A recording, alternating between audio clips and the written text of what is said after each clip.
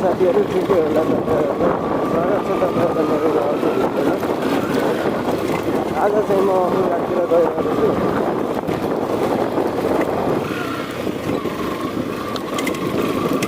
बाटो चाहिँ यो पनि राम्रो त राम्रै छ।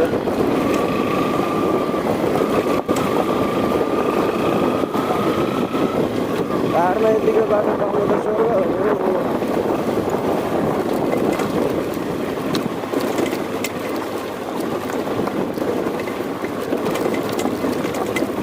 कुनै ठाउँ चाहिँ भर्खर पहिरो झरेर भर्खर भन्दा नि अस्तिको भिउमा पहिरो झरेर अलिक दिने भइरहेछ। तपाईँहरू हेर्छ अनि यो पारीको भ्यूहरू हेर्नुहोस् उता गाउँघरतिर।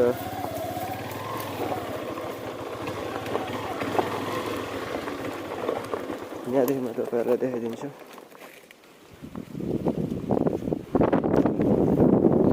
यो यतातिर खेतबारीहरू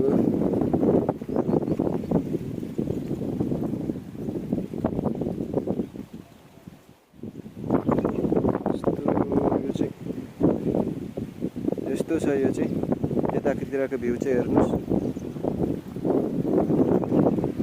यता मास्तिर यस्तो छ।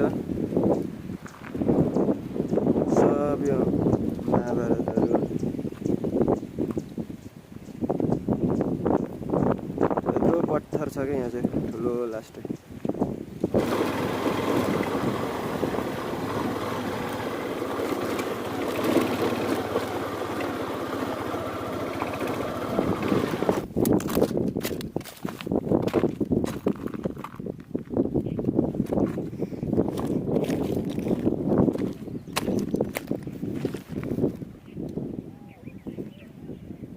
अनि यो तल देखिएको चाहिँ मेरो जन्मथल हो।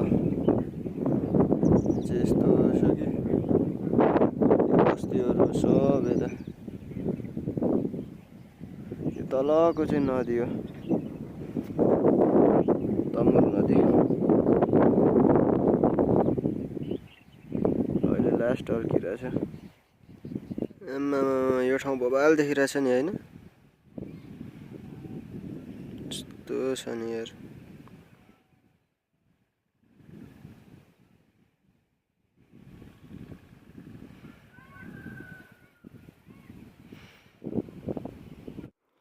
साथीहरू यो पारी देखिएको गाउँ चाहिँ चिम्रा हो कि। यता चाहिँ सानो चिम्रा, उता चाहिँ ठुलो चिम्रा भन्छ। यो पारीको बाटो चाहिँ त्रिवेणीतिर जान्छ। त्रिवेणी अखुवा खै कता कता हुँदै जान्छ त्यो बाटो, मलाई नि खासै थाहा छैन।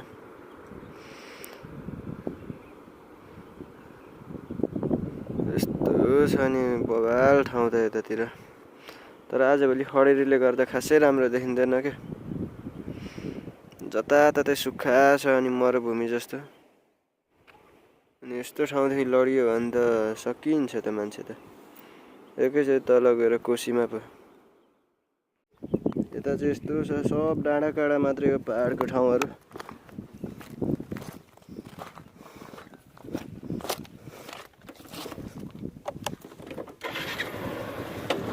पहाडको बिचबाट बाटो गएको क्या।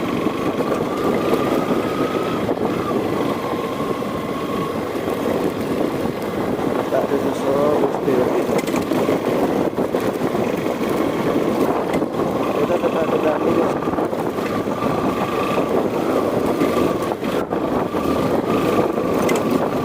यहाँबाट एउटा हाम्रो गाउँको केटाले एउटाले शादी गरेछ क्या। उसको ससुराली गाउँ यता हो। यो गाउँ पनि दामी छ।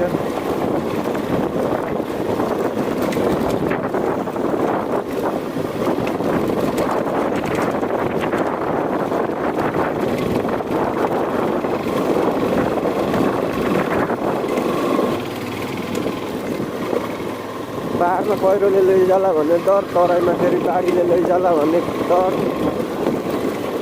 सबै ठाउँमा बस्नु त उस्तै होला सायद। जुनसुकै ठाउँमा नि एउटा समस्या त हुन्छ नै। यो देखिएको पारीको बस्ती चाहिँ साप्टिङ टार हो क्या। बबाल छ यो बस्ती पनि। यहाँदेखि तल फेरि ठ्याक्कै यहाँ चाहिँ नदी छ क्या। यहाँ माथि एउटा झोलुङ्गे पुल छ वारिपारि तर्नुको लागि। म जाने बाटो चाहिँ त्यही हो पर देखिरहेको। सब बबाल छ बस्तीहरू त यतातिर पनि।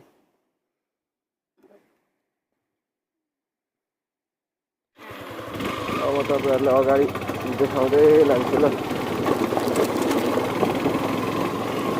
तपाईँहरू पनि इन्जोय गर्नुहोस् भिडियो हेरेर जतिजनाले देख्नुहुन्छ।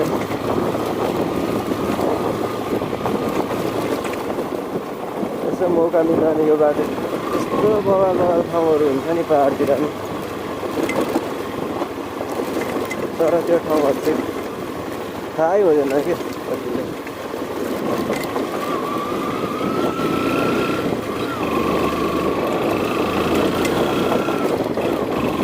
तर यो बाटो तलतिर हेर्दा त रिङ्गटा चल्ने खालको छ नि फेरि।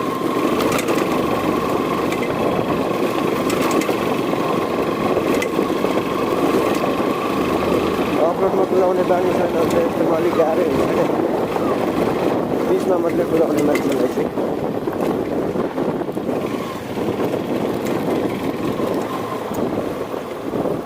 ल यहाँ माथिबाट नि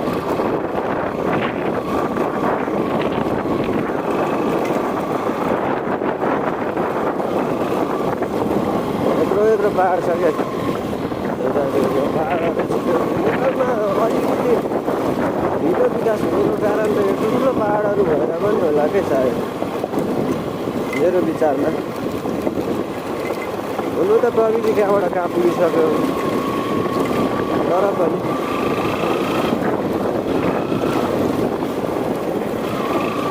अब यत्रो चट्टानहरू छोड्दै बाटो बनाउनु पर्छ। हाई कस्ट लाग्छ त्यसको लागि। अब तराई जस्तो ठाउँ भएको हल्का मिलायो, गाडल गऱ्यो, पिच बनाइदियो। पाहाडमा त त्यस्तो हुँदैन, पुरै पाहाडै फोड्दै लानुपर्छ। त्यही भएर नि अलिकति ढिलो सुस्ती हो कि जस्तो लाग्छ मेरो विचारमा चाहिँ। तर राति त यता पनि हिँड्नु त लास्ट डेन्जरै हुन्छ नि, मलाई त लास्ट डर लाग्छ राति हिँड्नु।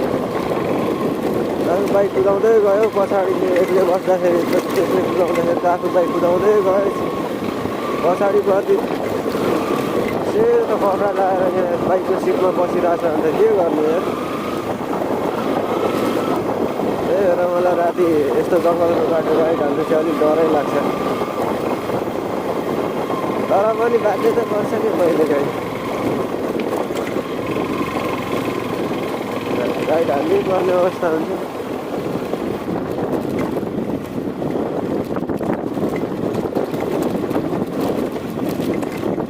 यहाँ तल चाहिँ खोला छ क्या एउटा, त्यहाँ चाहिँ पुल लागिरहेछ मेरो।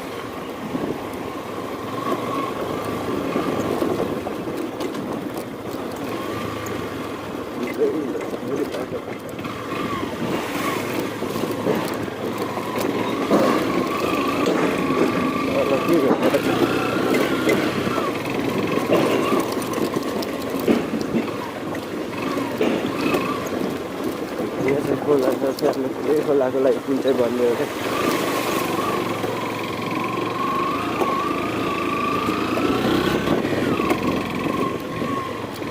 ढोगा चाहिँ तल लागिरहेको रहेछ, के खाने सायद ट्रकको लागि मिलाउँदै होला मेरो विचारमा।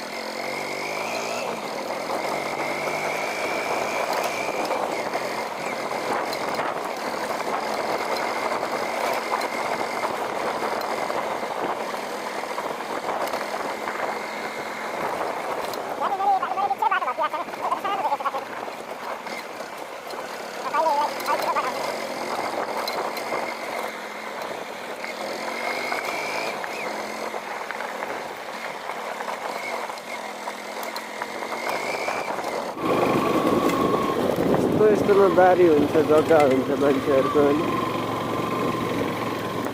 कसरी खेती गरिखाने, गरिखाने। यहाँ तल चाहिँ सायद पहिला बस्ती थियो होला, कस्तो छ ठाउँ यहाँ। अहिले कोही छैन, यस्तो छ ठाउँ चाहिँ। यो ठाउँ पनि पानी परेपछि लास्ट डेन्जर हुन्छ यार, सब भत्केर गइहाल्छ।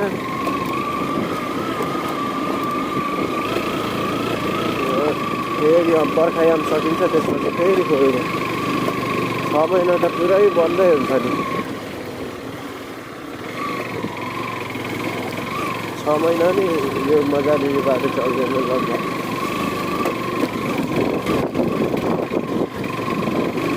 सिजनमा मात्रै खुल्छ यो बाटो भनौँ न।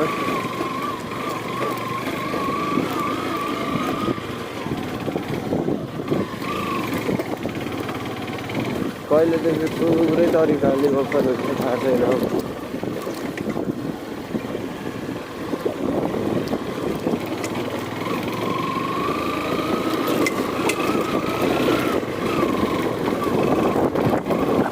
मान्छेहरू नुहाउनु आउँछ, नेपाली खान्छ धारा खानु।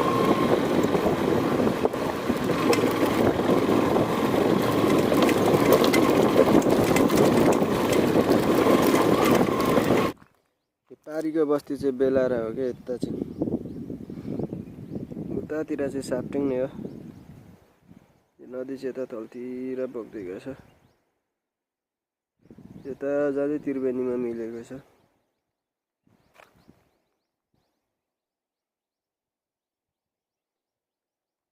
यहाँ माथि जस्तो डाँडै डाँडा छ क्या।